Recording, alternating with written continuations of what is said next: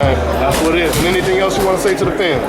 I just want everybody to tune in Saturday night and put on a great show and a great performance, regardless of who I fight. And shout out to Dante's Boxing Nation, man. They're my people, man. They're good people.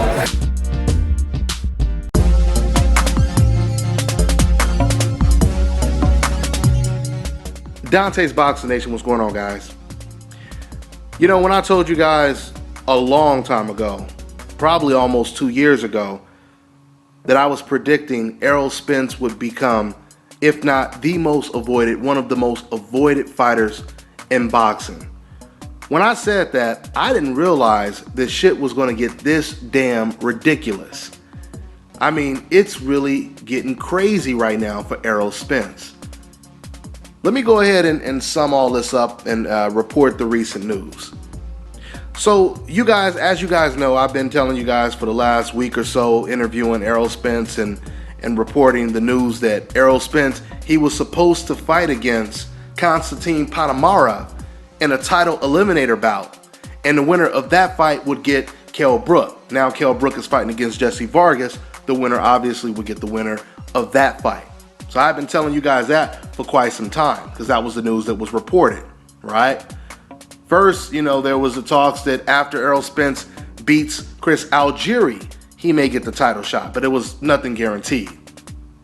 So now they throw another title eliminator bout in Errol Spence's face, and it's Konstantin. And I told you guys that's a great fight. Konstantin is an undefeated fighter. He just beat the previously undefeated Brad Solomon, right? So now you have two undefeated fighters going against each other to be the mandatory for Kell Brook's title. For those of you guys who don't know anything about Konstantin, he is a very strong power puncher. He's an aggressive type of fighter, which once again would make for a great fight against Errol Spence. Now, when Konstantin's own trainer, Abel Sanchez, actually told me that that would be a very difficult fight for Konstantin to win. When he told me that, that pretty much let me know that even his own trainer deep down doesn't believe that Konstantin can beat someone like Errol Spence. And I guess Konstantin, he agrees with Abel Sanchez because it was just reported today that Konstantin basically pulled out of negotiations for a fight with Errol Spence to once again become the mandatory for Kell Brook's belt. Now, this part of the news is what really raised my eyebrows. So you have Konstantin Ponomarev who pulled out, which is not a huge surprise. But then it was just reported that other fighters were offered this title eliminator bout against Errol Spence. And the names on that list, it kind of raised my eyebrows a little bit. So according to the IBF, Lamont Peterson and Sammy Vasquez, they both turned down an opportunity to fight in a title eliminator bout and have a shot at the title in their very next fight. Now, I'm not going to say it's shocking because realistically, if you know how good Errol Spence is and you know what your chances are deep down of beating him, then you can't really blame them a whole lot.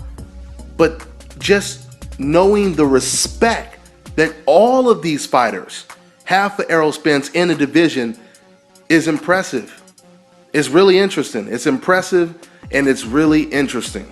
I mean, no matter what you say, regardless if you agree or you disagree with the fighters that Errol Spence called out and they turned down a fight, it doesn't matter. The bottom line is when you look at the list of fighters that basically turned down an Errol Spence fight, I haven't seen a fighter elicit this much respect from his competition probably since Guillermo Rigondeaux, which actually wasn't that long ago.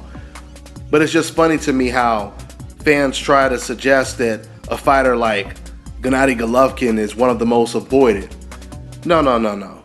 It's a difference from having a couple of opponents that don't want to fight you versus no one wants to fight you. Okay? It's a complete different situation. With Gennady Golovkin, you got about 5 or 6 fighters. Matter of fact, there's a new fighter almost every week now calling out Gennady Golovkin.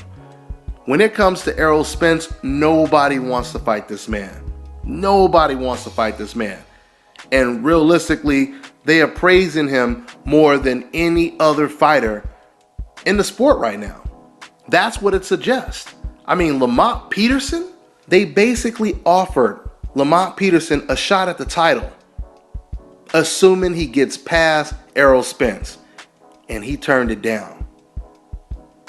And then you have Sammy Vasquez, who is a really good prospect.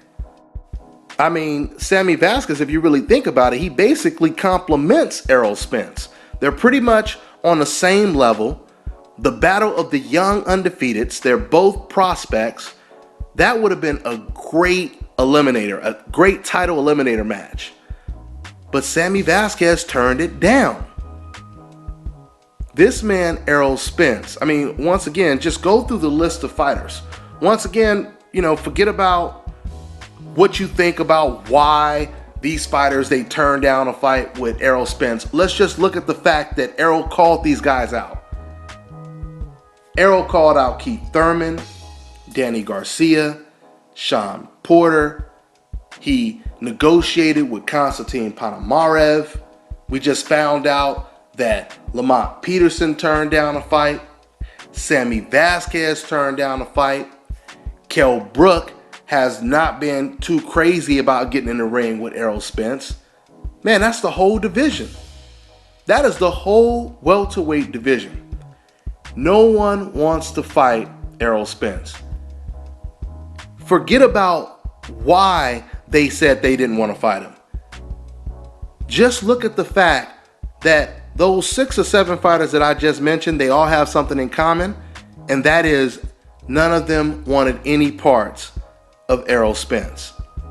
Now, according to the IBF, there is one fighter that's willing to step up to the challenge, and that is Leonard Bundu. So now they're negotiating. Now Leonard Bundu, he basically said he was interested in negotiating, to fight Errol Spence. So hopefully he doesn't pull out. Now, for those of you guys who don't remember Leonard Bundu, he actually fought against Keith Thurman. And some people believe that to a certain extent, he kind of exposed Keith Thurman. I mean, I don't really know if it was that much exposure, but let's just put it this way. Bundu definitely gave Keith Thurman arguably his most difficult fight. He gave him his toughest fight to date. Okay? Leonard Bundu, he's a switch hitter. He switches from righty to lefty. He has a very good defense. He's an awkward type of fighter. So, by way of contrast, it would really be interesting to see if Errol Spence could go in there and he can annihilate a fighter that Keith Thurman couldn't even come close to getting rid of. Well, I shouldn't say come close to, because actually Keith Thurman, he did knock down Bundu. But after he knocked down Bundu, it seems like Bundu, he adjusted. And for whatever reason, Keith Thurman never came close to really hurting him after that. And it became, like I said, a very difficult fight for Keith Thurman. Now, we already seen what Errol Spence did to Chris Algieri, in contrast to what Manny Pacquiao did to Chris Algieri. And once again, we know that Keith Thurman, he went 12 rounds with Bundu. So I'm telling you right now, if Errol Spence goes in there and he runs over Bundu the same way he ran over Chris Algieri, it would be very, very difficult. Errol Spence not deserving a shot at Keith Thurman if he goes in there and he annihilates the exact same opponent that Keith Thurman went 12 rounds with. So I'm telling you guys right now, man, the walls are closing in. Those Errol Spence walls are closing in on these welterweights. And eventually, these welterweights, they ain't gonna have nowhere to run, nowhere to hide, and no reason to justify not fighting Errol Spence. If Errol Spence ends up getting that shot at Vargas versus Brook winner, and if he ends up beating the winner of that fight, it's going to be very difficult for welterweights to make excuses why they don't want to fight Errol Spence next. And to even add on to that, you have Canelo Alvarez. Canelo Alvarez, who's still fighting at 154, or actually 155, which everyone is now calling the Canelo weight. Now that he's fighting at 155, guess what? Errol Spence, he said he'll go up to 155 and fight against Canelo Alvarez. So if Canelo Alvarez is willing to fight against Amir Khan, who isn't known for having a great chin, who isn't considered top 5, not even top 10 now, one of the best welterweights in the world, how do you justify fighting against one of the weakest welterweights in the division and not fighting the best welterweight in the division? The walls are closing in, guys.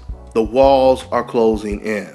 So basically, it looks like we might see Errol Spence versus Leonard Bundu next. And once again, you know, the only good thing about that is we get to see how Errol Spence does with a former Keith Thurman opponent. Because if I'm not mistaken, I believe Keith Thurman, he actually criticized Chris Algieri as an opponent for Errol Spence.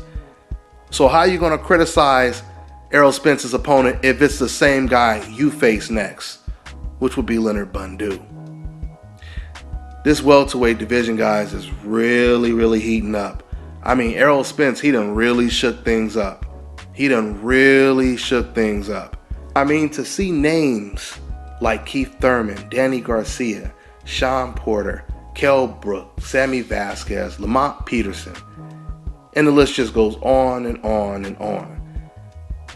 To see fighters on that level show this type of respect for one fighter, it says a lot about Errol Spence. So we'll see, man. We'll see if Errol Spence gets one of these guys in the ring before he becomes the official mandatory for the Brook versus Vargas fight. That's all I got for now, guys. I'm on to the next one.